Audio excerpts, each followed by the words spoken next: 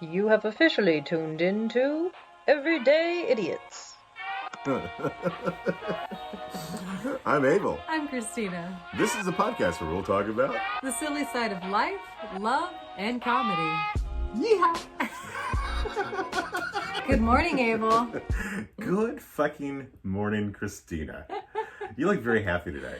Thank you. I am. Why is that? Well, I don't know. I attribute it mostly to just like the sun is shining. Yeah. It's not horribly freezing anymore. Correct. And I'm in denial of my emotional stunting. So I think it's a good day to look away from the truth. I'm just kidding.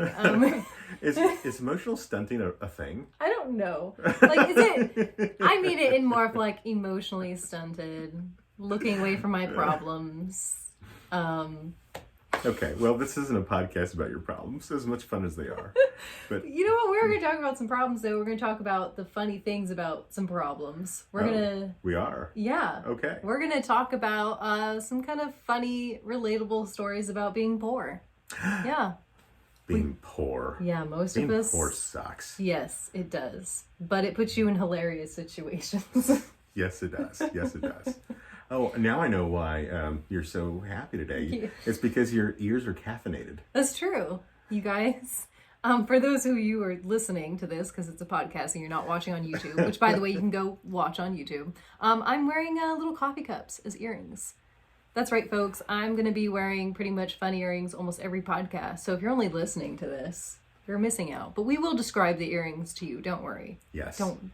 Yes, the earring flare. Yeah. It's a real thing. By the way, I just ordered more. Oh, nice. Yeah. Did you get some for me too? Your ears aren't pierced. I had to look. I was like, can I? They make clip-ons. That's true. I don't have any clip-ons. Those things hurt. Well, maybe it's one of those things I should do in my midlife crisis. There you go. Yeah? Yeah. I'd go with you to get your ears pierced. Sweet. Yeah. I just bought banana earrings. Banana earrings. Well, I have a banana outfit, so I've been meaning to for a year now to get... What are you laughing at? What is possibly funny about... In my head, I'm picturing you in a banana suit. Which is just hilarious. It's a normal full banana outfit, okay, you guys? Like, it's not funny. I'm sure it'll look fantastic, but Thank you. in my mind, okay, so here's like the truth of why this popped in my head.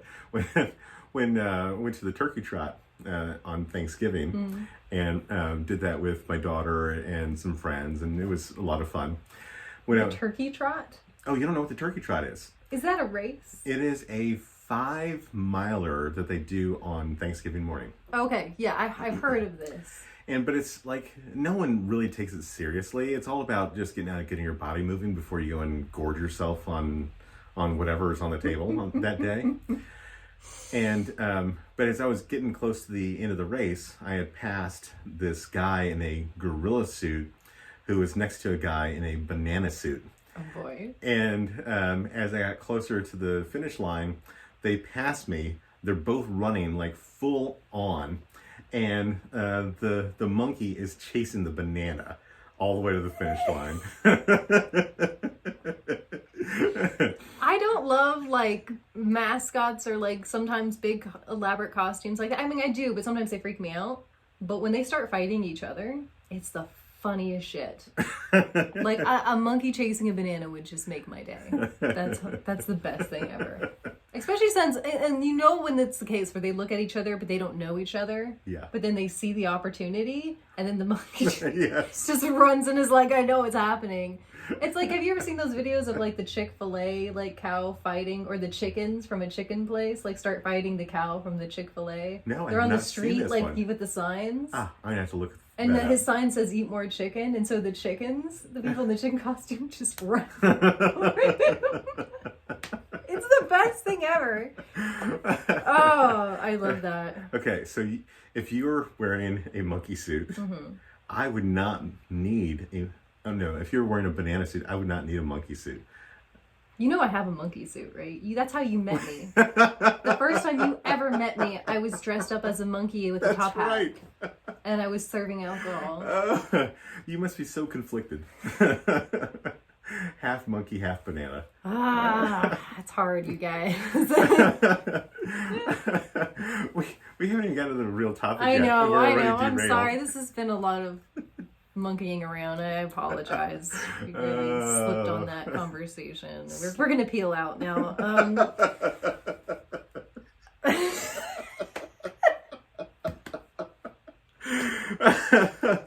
Oh my god. Being poor. Abel, tell me your good poor stories.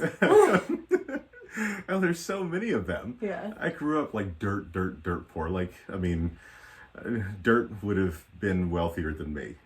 That's how poor I was. But there's like one story that I have in mind that there's so many twists and turns to it. And it's gonna start out sound like a real tragedy. Oh. Then it gets beautiful. Oh. And then it's tragedy all over again. Okay. Okay, so we were in the process of, well, let's see. Let me think about where I want to start the story. So I'd taken on a new job. Okay. And it was a job that had, I'm in sales, and they had really, really long sales cycles. Okay. I was very, very early in my sales career back then. And one of the deals that I was working on turned into a massive, massive deal.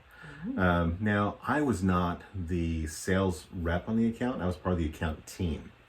And so I didn't even have like a big percentage that I would earn in terms of commission, but I would definitely earn commission on this deal. I was also in the process of buying a house. I had a young family. And so like this deal became really, really important. The deal closes. It was, I think, $14.5 million. Jeez. It was ginormous. Oh, man. And I was a week away from payday. My commission on this deal would have been about $250,000. Wow. It would have been the biggest commission check I'd ever gotten. I would whistle right now if I could. I would subject you guys to my sad whistle. Yeah, my VP was in town that week, and he calls me into a conference room. And you never want to be called into a private conference room with like your boss's boss. Yeah. And that's just not good. He calls me in, and he tells me that that account was a house account. And because it was a house account, I was not going to get paid on that deal. At all? At all. And he had a one-page document. He slides across the table, and he said, "You need to sign this right now, or you're getting fired." Holy shit. They like box you into a corner, or like I don't know the term for it, but like pinned you in the corner and like forced you out of your money. Yeah. Now, the reality is, if I didn't sign that, I could have sued the company, would have gotten paid on that deal. But like I was really young and extremely afraid of this guy in particular.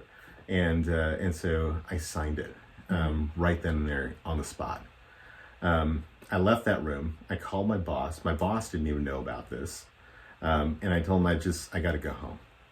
And it was just like a really, really down moment. Now, the silver lining on this, if there is a silver lining, is that they applied it to my quota credit. So even though I didn't get paid on it, I was over quota. So the club trip came up, and I get to go on this club trip. The club trip was to Hawaii. Okay. That's nice. It was nice, but I was poor.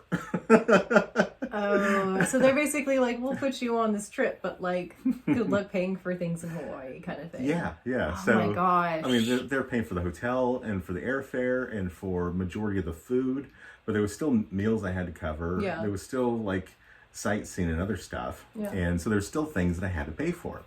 And like we were really, it was just, money was really tight. Yeah. And so while we're on the trip, we ran out of money. Oh my gosh. This feels like a slap in the face. Oh, like, this totally. is like, because he knows how much he pays you. And then he Yes. sends you to a place where, yeah, they're covering most of it, but they know how much you have to, like, roughly be covering. Like, it's literally like, here's a way for me to, like, not only take all your money, but also bankrupt you to send you on this big... What a fucking dick move. Like, oh. Totally, yeah. So it was our last night there, and it was the night of the award ceremony. Everyone that was there was getting an award because we were all over quota. And so I get this really nice, heavy plaque, and, you know, it has my name on it, but they misspelled my first name. Not again. Yes, again. Oh my gosh. I mean, this one didn't say a-hole. This one didn't say anal. It was just a misspelling of my first name, A-B-L-E, instead of A-B-E-L. Like what I did? All the time, yes. Yeah. Okay, in my defense, I misspelled it once, and then my phone has autocorrect your name, and I don't notice it. And so I've been misspelling your name, like, a bunch. It's okay. It's all good. It's funny. So my name is misspelled on this really nice, heavy plaque. Yeah. And my wife was also pregnant. And so because she was pregnant, we didn't want to take 2 suitcases and just one more thing for her to drag around. No. So we took a massive oversized suitcase that now had souvenirs and this oversized placard with my name, misspelled name on it. And so I was afraid it was going to be over the weight limit.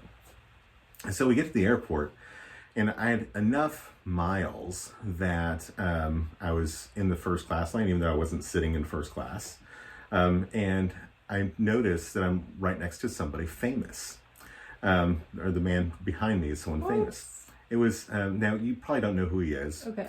But he's since passed. But his name was Don Nelson. He was the coach of the Dallas Mavericks. Oh. And I just couldn't resist. I'm like talking to Don Nelson. And we're talking basketball, of course. And one of the first questions he asked me is, so are you a Mavericks fan? To which I respond, oh no, I hate the Mavericks. That's what you say when you meet Don. You go, no, forget you guys. I'm a big fan. I told him, I'm a fan of yours because I love what you're doing with the Mavericks, but I'm a Spurs fan. And like, we're a rival team. Dang. And so anyway, we had a somewhat awkward conversation because I made it awkward by telling him I'm not a fan. You could have lied, Abel. So now it's my turn to go up and put the suitcase up on the scale, and it's overweight. And I'm like, I don't have any fucking money.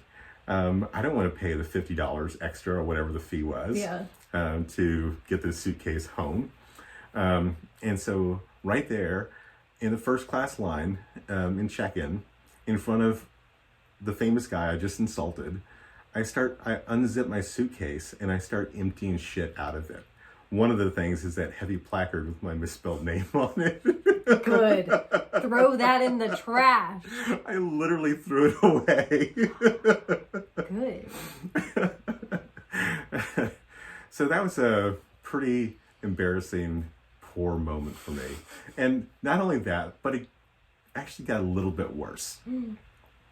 So I was able to get the thing like just under, I think, 50 pounds. It was like 49 and a half pounds. So that was fine. Off we go. We're flying home. And we land in Austin. And still, I have no money. Mm-hmm. Go and get the truck that was parked there for, several days now. And I couldn't pay to get the truck out. Oh, no. Now, payday was a day away. Right. But still, there was like no money in my account. And I go up to the exit. The guy tells me how much it costs. I can't remember how much it was. And I asked him if he'd take a check. And he'd go, no, we don't take checks. I'm like, well, I'd really appreciate it if you would. I was trying to be nice. And he goes, nope, sorry. And so I opened up the console in the truck, which was filled with change. And I start counting change. The guy's gonna wish he took the check. I don't know. About halfway through, and me just standing or parked there in his lane, He goes, just write me a check. Oh my gosh. Check did not bounce. Actually, like, turned things around after that, but that was definitely a really, really awkward and embarrassing moment. Oh man, that's a good story though. Is it? It's a good. Like, just going through that memory, Yeah. like, it makes my head feel hot. Yes. I gotta tell you though, like, I think all of my most like cringy or kind of funny stories of being poor all have to do and are like emphasized and heightened because I was around rich people at the time. And they make these assumptions that you can pay for this or do that and that kind of thing. But you're really put, like, I know it's kind of an odd thing to say, but you're put in position just being around them. Like, financially. Go and get a coffee, driving here, whatever. Simple things. And you're like, I kind of can't keep doing this. And so, but there's also times where it's just your fault, like, in being poor. Like, some things where, like, it's just totally on you. I have two stories. I don't know which one I should do. One is, I don't know if it's that funny. Maybe I'll save it for last. I'm not sure. And it's because I was around rich people. And there's a celebrity story in it, too. But I think the more, like, ridiculous thing that I did, and I cringe, and I'm, like, almost reluctant to tell you guys, like, how not long ago this was. Well, this part I think you can make up. So, 28 years ago. 28 years ago, at my birth, I made a poor financial decision. No, I don't know how much I can really lie on this one. When I came into the world, I came into the world poor. I did. I had not a dollar to my name. Actually, what's really crazy Didn't even have any clothes. Came into the world naked. My parents actually thought about giving me up because they didn't have enough money when I was born. That's real. Aw. They didn't. That's but very sad. Yeah, like, so they were actually very poor, and they had my two older brothers, and my mom couldn't work because, you know, daycare was more expensive than her going to work kind of thing. Mm-hmm. And my dad was working, and basically they were so worried about having enough money to, like, feed me and clothe me. And so they were actually talking about potentially letting me, like, live for, like, some time, like a first few years or something like that, like with my aunt. Wow. Yeah. Because they were worried that they literally couldn't afford me. My pregnancy was not planned. I mean, the pregnancy of me. The pregnancy that brought you into this world. That pregnancy. Not your other pregnancy. I have no other pregnancies. That's a good financial decision that I've made. I don't have that many. I have to count all of them, you know. No, but yeah, like, they were like, we were really poor when I was born. You get all your pregnancies on no hands. Yeah. But they figured it out. They were able to keep me. But yeah, my mom told me that. And I remember always shopping at, like, a 99-cent store or the Goodwill. The dollar store. Yeah. Love the dollar store. Yeah. And so I did that until, like, I was in, like, my preteens, and my mom took me to a mall for the first time, and she's like, we were going to, like, Limited 2. Do you guys remember that store, Limited 2? Oh my gosh. And we went in there, and I've gone in, and like, I think I had technically, like, looked at that store before when we had rarely visited a mall to buy a gift for, like, my mom's friend, but I had never shopped there. Mm-hmm. And my mom's like, well, you can go in there into your store, and you can actually buy things. She's like, and we can get you a whole bunch of stuff. Nice. And I just looked at my mom, and I was like, are we rich? And she's like, no, we can shop at malls now. And I was like, holy shit, yeah. But yeah, so we were there. It took him a little while to build up money because my dad was trying to make Christian films for a living, which is never a good bankroll on that one. Wow, wait. I've got to hear about Christian films. Yeah. What was he trying to do? Oh, he was trying to make God, what's the term for it? Like, when you make a film to convince people to convert to Christianity. Like a missionary film. Gotcha. So to speak. Okay. And his dream was to... Yeah. You said missionary, right? Yeah. Okay. Well, he'd gone to, like, Bible school, but then had gone to be got his, like, English degree, and then had gone on to film school. So, yes. But yeah, he wanted to do Christian films. That is crazy. Yeah. So these weren't, like, reenactments of like the crucifixion. No, nothing like that. It was more of like he's like my dream was to. This is so funny. My dream was to never get married, never have children, go to Africa and like bring my ministry Christian films and like, you know, convert people to Christianity in Africa. Wow. Yeah, that's what he wanted to do with his life. Wow, that is crazy. Yeah. But here you are instead. But here I am instead. And Africa has been saved, those awful films. You're welcome. He does reality TV now, so much more wholesome and worthy of our time. But, you know. So, in a way, you actually saved Africa from the pain of these films. I'm sure technically marrying my mom, realizing there was no money, and then having 2 kids before me was really... I was the tipping point, though. There, you know, there's no chance, buddy. Give up on your dreams. Give up on your dreams. Nice. Because he didn't meet Frank Sinatra. He did not. No, my dad does know actually a fair bit of celebrities. I didn't really get to meet them. I met Andre the Giant apparently when I was little. I like vaguely remember. I kind of remember going to some guy's house and how tall some dude was in his kitchen. And I think my dad realized, like, we put that memory together. It was like, oh, this is Andre the Giant. You know, the giant from Princess Bride? That guy? Yeah, the guy was huge. Yeah, I met him when I was like 4 years old. Wasn't he like 7 feet tall? Yeah, he's like an actual giant. Yeah. Yeah. Oh my God, you next to Andre the Giant would be hilarious. 4-year-old me next to Andre the Giant. Oh my God. Like you would have come up to his ankles. Yeah. Yeah, no, I think the memory of that stuck out literally just because I'd never seen anyone that tall before. I think that's the only way I really remember meeting him. But yeah, wow. I know. My dad knows random people in the industry, even though he works more behind the camera. But and you were at his house. Yeah, I was in his kitchen. Uncle Andre. Yeah, hardly. No, my dad worked with him on like multiple projects. That's probably why we were making a house call, I guess. But yeah, that was fun. But that's the kind of backstory, I guess, to give you guys, you know, money wise. But I'll do the quick story of really my fault with money. I'm 28 now. Sadly, I made this decision on my 25th birthday. Cringe. I was not doing super well financially. Like, I was working part-time, minimum wage job, and was in college part-time. And, you know, just doing that and living at home, and I wasn't really worried about things. And I don't know, like, I was just all about living in the moment and having fun and going out and just... one of my best friends was getting married, like the day after my birthday, I think.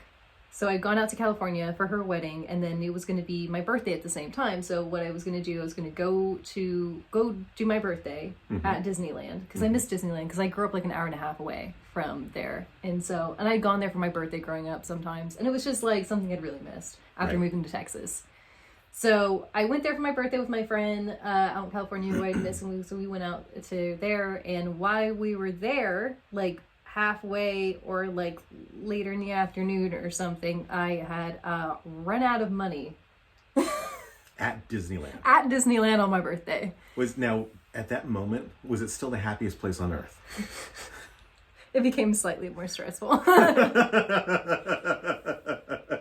And I think what's worse about it was, like, yes, I had that overwhelming feeling of, like, fuck, I literally ran out of money. But, like, also, I was just like, well, it's my birthday. I'm still going to enjoy Disneyland, and I have a credit card, so fuck it. So where were you the moment, like, or what were you buying the moment that you realized you didn't have money?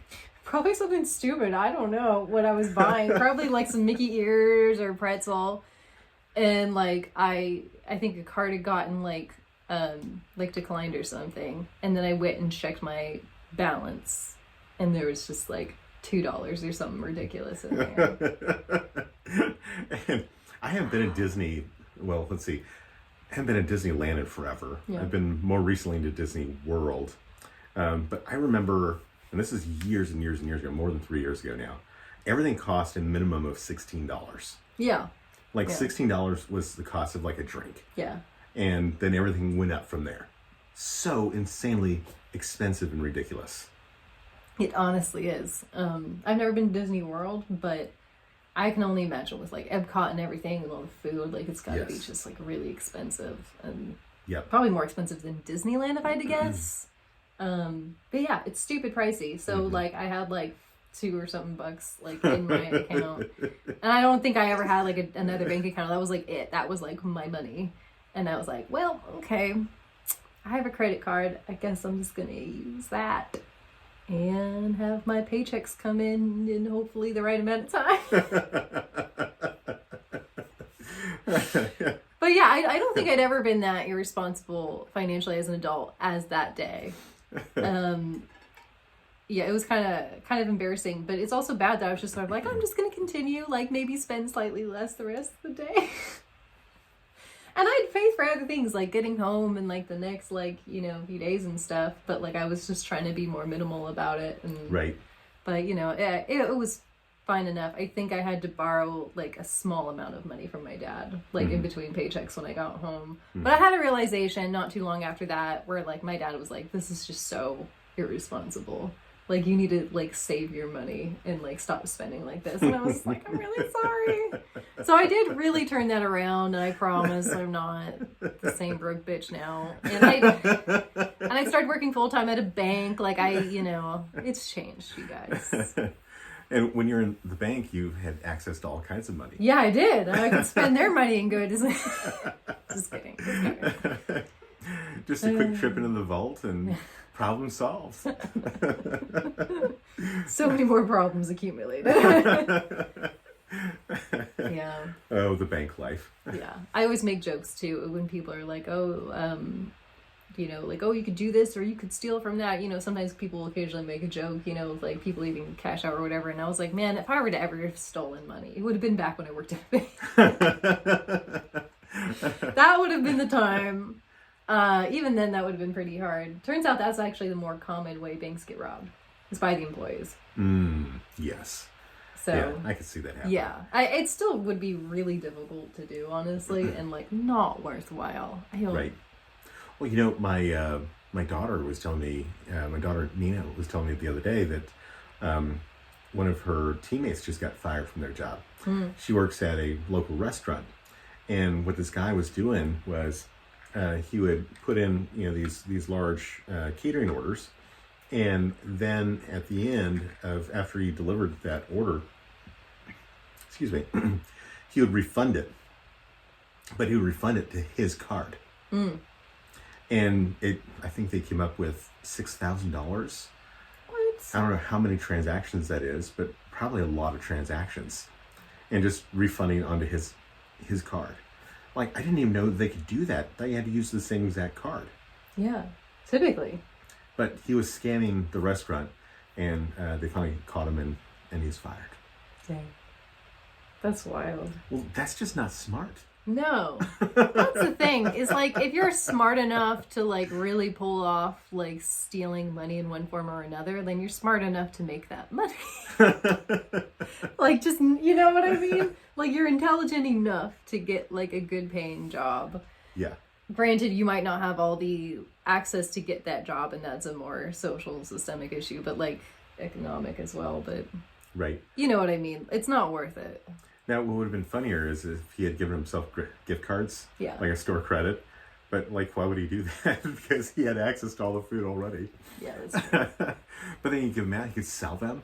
Like, you could have all kinds of little side hustles. Mm-hmm. Okay, we shouldn't start a crime ring because I don't think we're very good at it. Everyday idiots should maybe stay away from crime. I don't know. We're dumb enough to do it, but not well. But yeah, tell us another story. Well, a funny story. Oh man, not about crime, about being bored. That is so much pressure. Well, when I was thinking about that previous story that had all kinds of twists and turns to it, I immediately thought about another story. Less about being poor. It was really just a hard moment. So it's another commission story. Like, I've had, the life in commission. Sometimes it's great. Sometimes it sucks. And sometimes money's really flowing. And I love it when money's flowing. And then sometimes it just comes to like, I don't know what that sound was. The bag of money coming to like Ziploc clothes. Just Sucking it out. No more money. No. I get it. Right. One more time. Anyway, yeah, I had this job. The deals were flowing, and I was doing really, really well. And I converted this deal, and I had a like $50,000 commission check. And like, these aren't normal people, so don't start thinking that I have all kinds of crazy money, because I don't. But occasionally you get these really nice bumps, and it's awesome. And it's like part of the reason why I work so hard. And got bills to pay and mouths to feed and all that kind of fun stuff. So I get this deal done, and it was off of an existing contract with a customer that happened before I started working with this company. Well, as it turned out, so I get this deal done, I get my commission check, $50,000 in the bank, and then a few weeks later, this customer decides to cancel the order. What? That's not normal. You have terms in the contract that prevent a customer from canceling an order, especially of this magnitude. Yeah. But this contract was signed before I was there. I was not involved in it. They signed it with a term that allowed for cancellation. And it was just a terrible, terrible day, because I got, after delivering the news to my CFO, the CFO in return delivers the news that I have to pay it back. $50,000. $50,000. I literally wrote a check to my employer for $50,000. Okay, is this the same place? No, different place. Okay, but I think both places have been ripping you off. Okay, I think both places are a little shady. Okay. Well, I don't work for either of those places Good. ever again, and I don't recommend them either. Yeah, because like, you should never expose your employee like that. Like, literally put them in a situation where that could ever happen. Like, there should be safety nets. Yes. And like, if something goes sideways, it should be on the company, not you. Man, if I only had you there to defend me, that'd been awesome.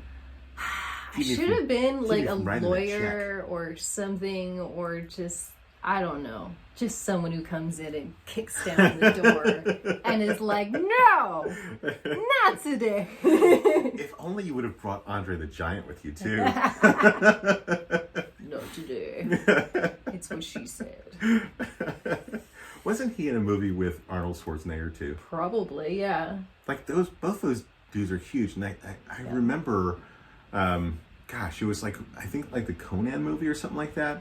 I can't remember which movie it was, but he was actually like a lot bigger than Arnold Schwarzenegger. Oh yeah, for sure. Because he's like 7-something feet tall. Yeah. Yeah. Enormous. And he's like built big, like his whole frame. Right. So yeah, I think it did out. Yeah, he's built. I vaguely remember that. He's built like me, big and buff and strong. That's right. You're just like Andre the Giant. Or Arnold Schwarzenegger. Either one. Don't feed this ego. It doesn't help anyway. That's Jacob was telling me that I have Batman energy. Did I tell you about this? No. And it was such a weird conversation. It was like this weird long conversation or something. They had said something and they're joking. They're like, you a narc? And I was like, no. And then he was like, he's like, cause you kind of seem like a cop or something. And I was like, no. He's like, do you ever want to be a cop? And I was like, no. Do I like seem like some type of like a narc or a snitch or something? Like, what is it? Like, he's like, I don't know. He's like, it's kind of like energy of like, you just like justice will be served. He's like, it's like Batman energy. And I'm like, I have never in my life been told that I have Batman energy. That is so funny. Like, I so badly want to have a Christina light to shine in the sky anytime I'm like having some kind of big problem in my life. It's like a coffee cup.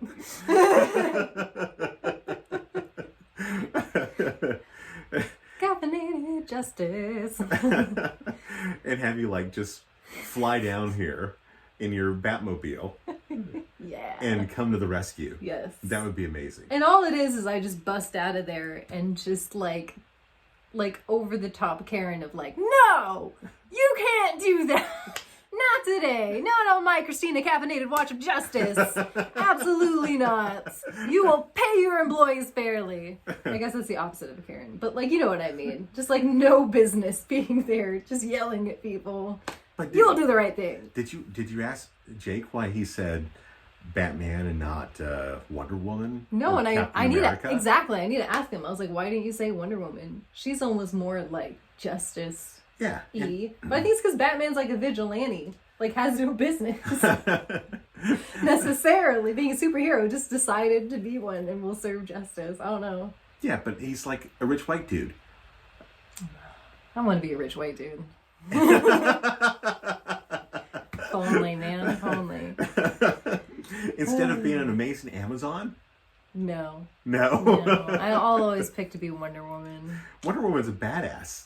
Like, I think Wonder Woman is more of a badass than Batman is a badass. Thank you. I agree. I like Wonder Woman more. Yeah. And like there is like when, and now I'm kind of forgetting which movie it was, but where Batman and Wonder Woman, was it the Batman versus Superman one where they were all in the same movie together?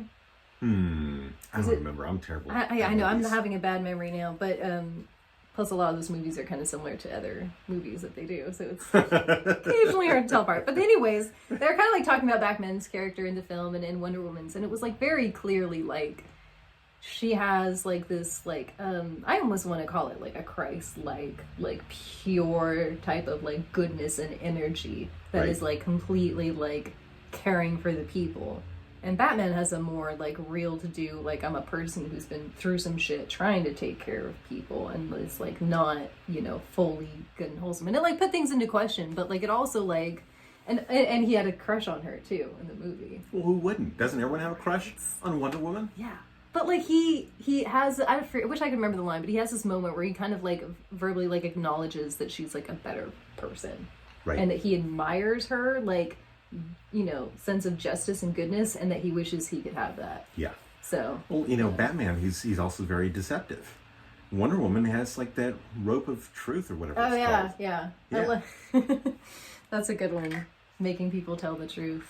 Yes. I like that. What an interesting, like, weapon, so to speak, to have. Like, sometimes you don't want to know the truth, though. Great for interrogation, though. You just get them in the room and just, you know, rope them up and be like, all right. And tie them up. Spill the beans. But, like, that could also go sideways. Like, how often is she, like, wrangling up people and they're like, I'm very scared and very horny right now. It's happening a lot, okay? She's like, I'm getting a little tired of hearing this. But isn't her dad like Zeus? Is that the right one? Zeus. Is it Zeus? Gosh, you're like going to take me into Wonder Woman lore that I don't have off the top of my head. I know. Sometimes I can be a nerd about this, but I also have a bad memory, so. Yes. Anyway, it's not important. I would rather be called Wonder Woman or having Wonder Woman like justice vibes. But like maybe it's because I have my dark evil side that I'm more like Batman. That's my goal in life, you guys, is to go from Batman to Wonder Woman. Okay, that's the work I try to do as you know, person. So. Well, okay, I'm going to change the subject on you for a second. I'm curious because I haven't asked you in real life yet. Since our last recording, where are you on getting ready for stand-up? Putting you on the spot. I know. So I've technically written a whole bunch of stuff, like, and I have it in my mind and I've been going over it, but I do need to write it down. Okay. So, I do feel like I have a good amount of, well, not like a large amount of material, but a lot of like smaller set pieces that we would do for like open mic nights. I just need to write it down and then start like doing it in a more like formatted way. So, but yeah, I technically have the material. I just haven't put it on paper. Okay. So for those of you who don't remember, the last time we gave ourselves a 30-day challenge. Yeah. And the 30 days is to come up with a stand-up routine and go and do our very first open mic night. How many days has it been? Do we know? I think it's been 2 weeks. Oh no! Oh no! What have we done? So that means sometime in like about the next 2 weeks, we have to make this happen. I need to write this down and start practicing. Yes. Like right away. So I started writing down some stuff. I've been listening to a lot more comedians lately, which has been a lot of fun. Yeah. And I need to go and watch some more also. I think we need to go to an open mic night soon. Yes. And see other people humiliate themselves, so that way we'll feel better about ourselves. Yeah, absolutely, for morale. Yes. You know. Yes. Seeing how bad they do. And I started writing some, but I don't love where it is. And everything, like other memories started coming into my head that were making me laugh far more than what I was writing. Oh no.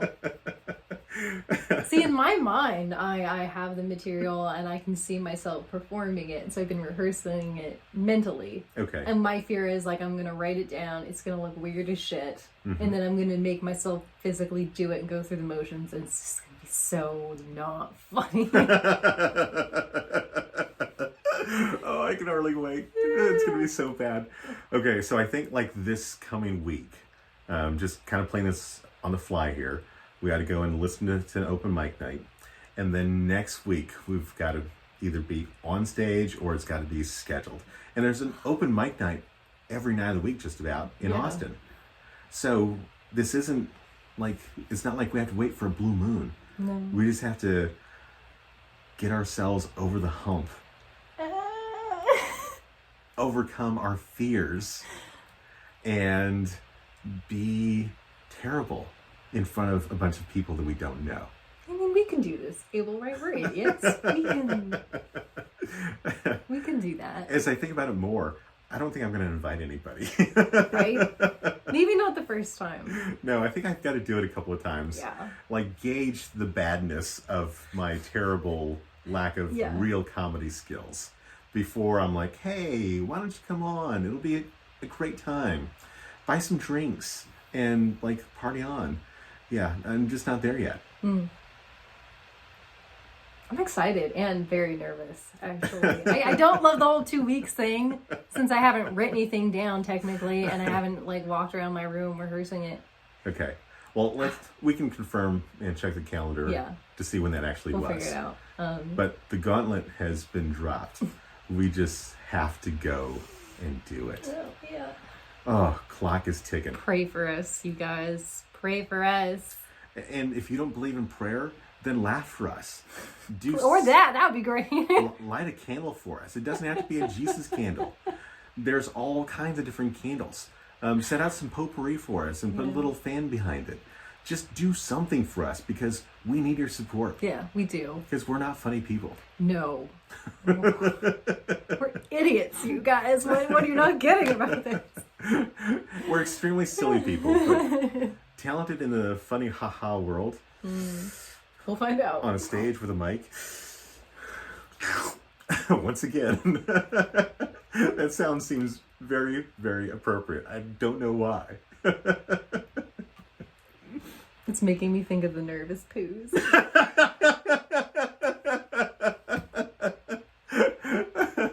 Oh, the sound of a Titan anus. Put that poop right back up there. Okay, well, you guys, thank you for hanging out with us. We'll be updating you on everything. Thank you for listening to us talk about our idiotic, poor decisions. You are an amazing audience. The best. And we love doing this. We have so much fun.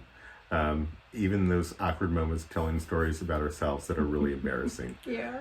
Also, really excited to tell you, we just secured a guest for an upcoming recording. And really excited about that. Not going to reveal that yet. We will reveal that soon. That's because right. it's going to be great. Because, you know, this guy is actually really funny. Yeah, we really like him. We've seen him perform a couple of times, and we were just right away like, we have to get him on the podcast. Yes. Yeah. It'll be great. Okay, Christina, this has been fun. Super fun. Have a kick-ass day, everybody. Bye. We'll see you next time. Very serious name. Okay. We have to do the outro now, Abel. You've been listening to the Everyday Idiots podcast. Where we talk about the silly side of life, love, and comedy. Please like it, subscribe to it, and tell every friend you know about it. Thank you for listening, and check back soon for our next episode. Yeehaw! Don't do the yeehaw!